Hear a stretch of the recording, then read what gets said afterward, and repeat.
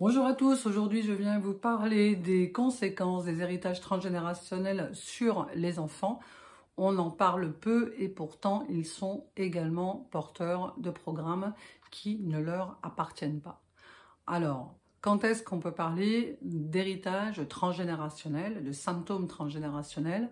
Par exemple, des cas fréquents, un enfant en colère anormalement contre son papa qui manifesterait beaucoup de velléité, il serait intéressant de regarder chez les parents ou chez les grands-parents qui est en colère contre son père.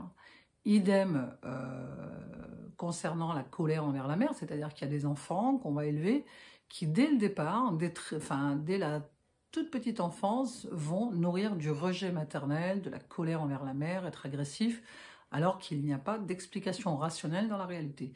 Dès que c'est irrationnel, il faut penser transgénérationnel.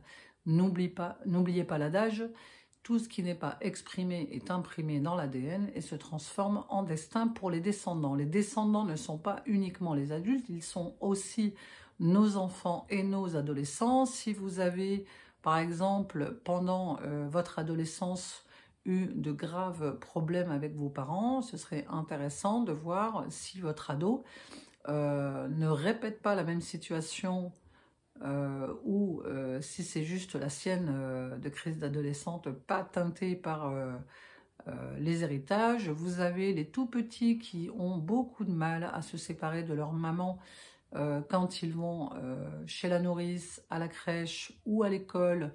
Il est intéressant de regarder dans le transgénérationnel s'il y a eu des enfants séparés de leur maman.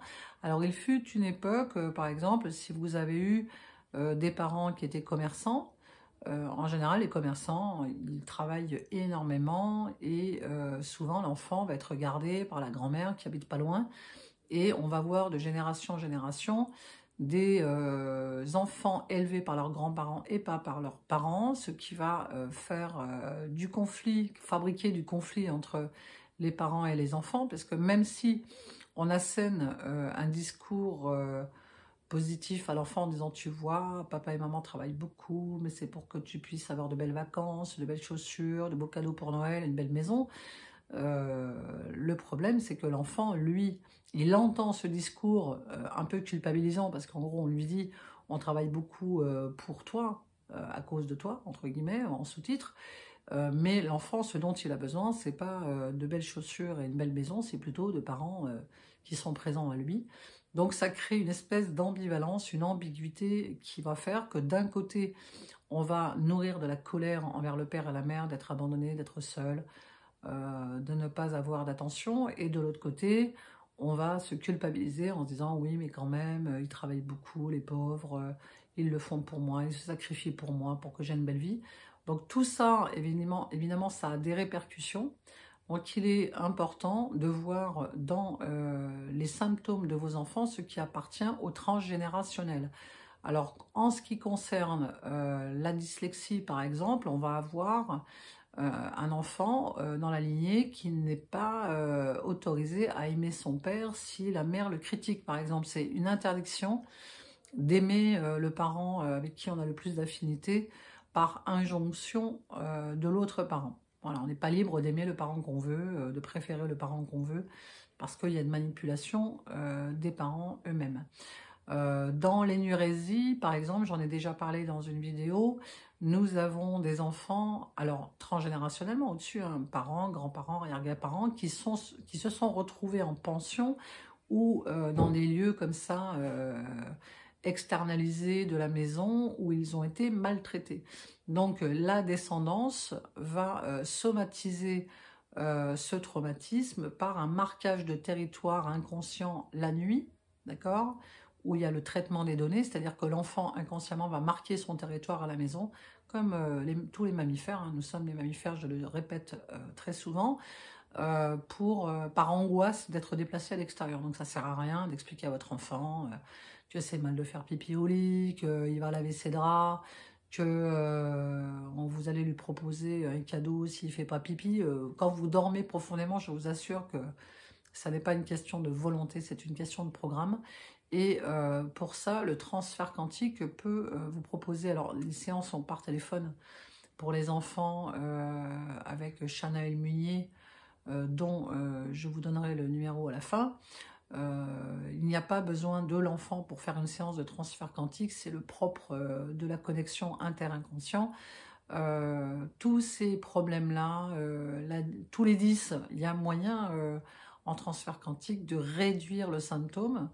Il y a plein de problèmes d'enfants et de problèmes d'ados qui sont totalement faciles à réguler et à liquider au travers des programmations transgénérationnelles. Mais pour le fait, il faut absolument être conscient de ce qui s'est passé un peu dans la relation avec les parents que vous avez vécu, ne pas être, comment dire, malhonnête envers soi intellectuellement, c'est-à-dire qu'on ne va pas se raconter qu'on a eu des parents super alors que ça a été compliqué ou des choses comme ça, parce que vous enfoncez le clou dans la planche du problème. Vous avez le droit d'avoir été en colère, de ne pas avoir été d'accord, etc. Peu importe les raisons qui poussent les parents à ne pas être à l'endroit où ils sont. Je rappelle toujours également que nous n'avons pas d'enseignement par l'éducation nationale de comment se développe un enfant, comment, de quoi il a besoin, quels sont ses besoins et comment on établit un cadre sécurisant pour un enfant. Donc, pour les mères, il est important de travailler sur la culpabilité. Et si vous avez une petite fille, sur la relation mère-fille, qui est en général plus compliquée que la relation mère-fils. Pour les pères, il est important, si vous voyez que c'est un peu compliqué avec vos enfants, de travailler sur votre propre relation au père. Et il n'y a pas besoin, je répète, de la présence de l'enfant. Les séances se font au travers de la mère. Alors, au travers, c'est un bien grand mot, mais c'est la maman qui fait la séance pour régler le transgénérationnel pour les enfants. Et le transfert quantique est un super outil pour ça. Il y a aussi les constellations familiales hein, qui sont un très très bon outil pour voir un peu la réalité de ce que portent vos enfants, de comment ils agissent et rectifier le tir. Alors, pour faire du transfert quantique pour vos enfants et vos adolescents par téléphone, vous pouvez appeler Shanaël Munier au 06 52 86 76 49 ou vous pouvez prendre rendez-vous en présentiel avec moi au 06 46 41 78 85. Si vous souhaitez avoir les prochaines dates de constellation familiale, vous pouvez vous inscrire à la newsletter sur mon site transfert-quantique.com pour recevoir les informations, les prochaines dates. N'oubliez pas que on peut faire aimer l'école à un enfant qui n'aime pas aller à l'école en lui enlevant, si c'est le cas, des héritages de conflits scolaires hérités des parents ou des grands-parents. Voilà, sachez-le, ça peut être une grosse aide et c'est assez rapide. Voilà pour aujourd'hui.